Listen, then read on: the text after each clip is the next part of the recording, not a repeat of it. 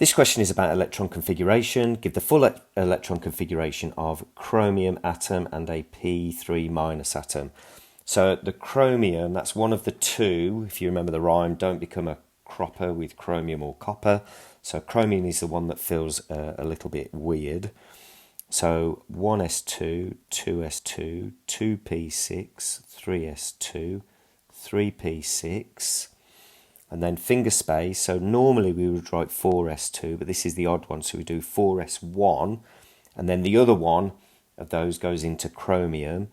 So 3d would normally be 4, but I've got the one from the 4s2, so that will be 5. So that's that half-filled D shell. And then P3-, so let's start with the phosphorus atom first.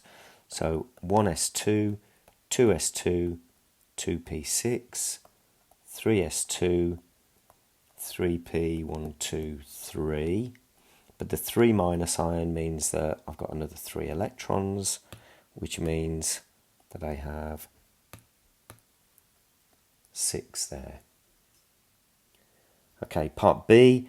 Deduce the formula of an ion that has a 2- charge. So I'm adding 2 electrons on to get the same configuration as argon.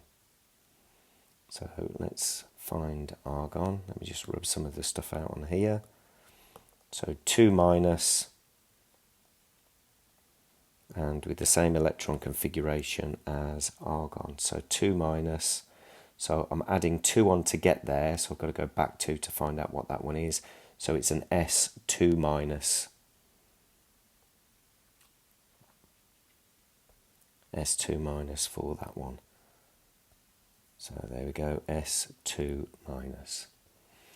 And then part C, deduce the formula of a compound that contains a 2+ ion and a 3- ion that have the same electron configuration as neon.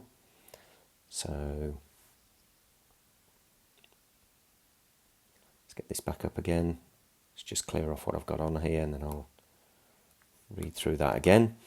So a 2+ ion, so we're looking at neon now, so here's neon. So a 2+ ion must have lost electrons to get to neon.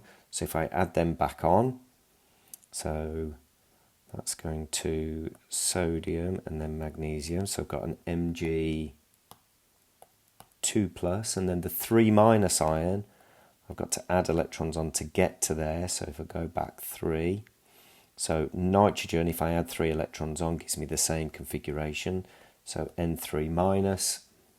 So I've got Mg2+ and N3-, which means when I put these together, so Mg2+ times 3 is 6+, N3- times 2 is 6-, and that gives me that formula there.